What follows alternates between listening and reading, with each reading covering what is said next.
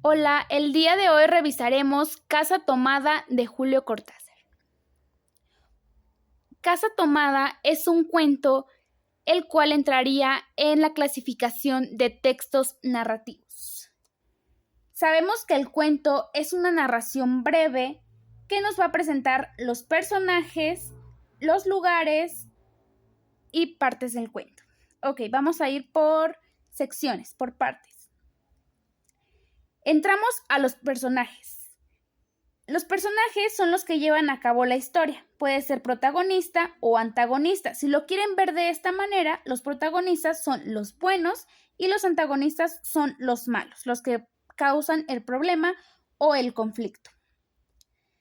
Nos pasamos al lugar o a los lugares y es donde se va a desarrollar, donde se va a desenvolver la historia. Puede ser en un bosque, en una casa embrujada, etc.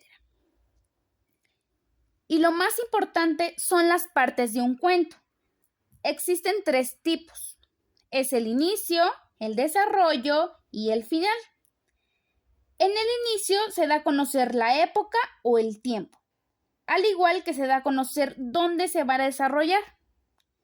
Y lo más importante, quiénes van a participar o quiénes participan en el cuento. Nos pasamos al desarrollo.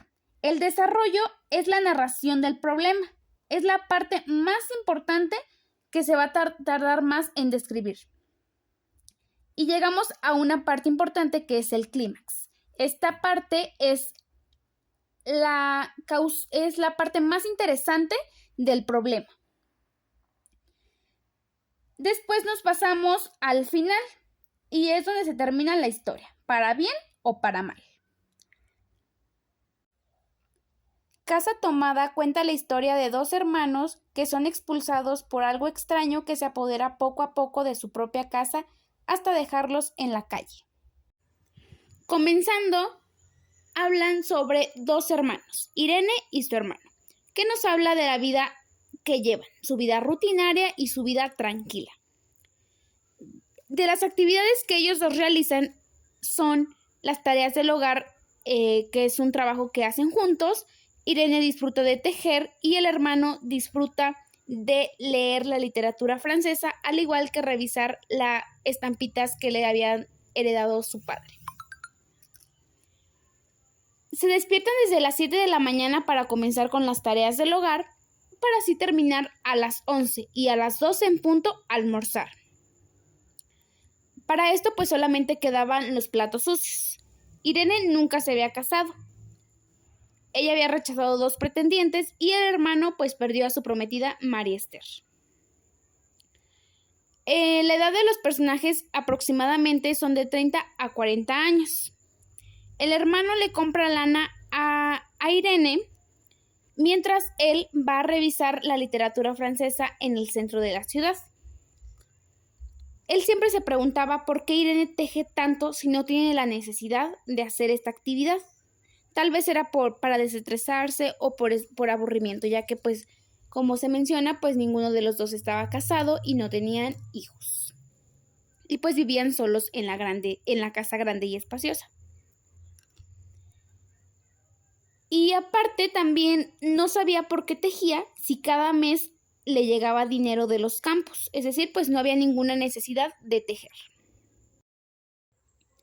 Alrededor de las 8 de la noche, él comenzó a escuchar ruidos muy extraños que provenían de la biblioteca o del comedor. Para esto, deja lo que estaba haciendo y se dirige a la habitación donde estaba Irene.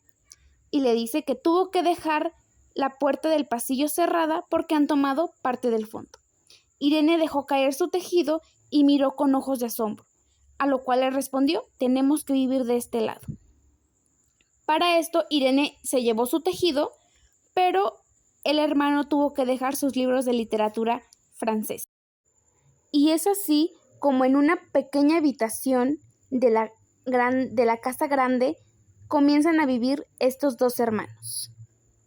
Como se puede observar en la imagen, Irene sigue tejiendo y el hermano afortunadamente encontró una planilla de estampas que le habían heredado su padre. En este pequeño espacio donde ellos actualmente estaban viviendo, se escuchaban los pasos de ellos dos e incluso las respiraciones, a lo cual el hermano decía que era un poco incómodo. En el pequeño lugar donde estaban viviendo se volvieron a escuchar ruidos que provenían de las paredes. Para esto, él le dijo a Irene que tenían que dejar la casa.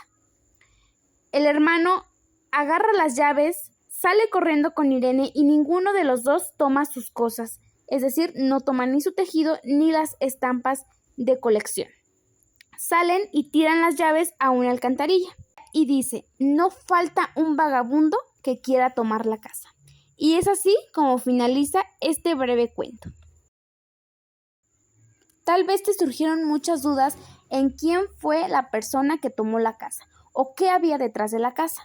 Pues bueno, el autor Julio Cortázar no lo menciona y es así como se finaliza el cuento.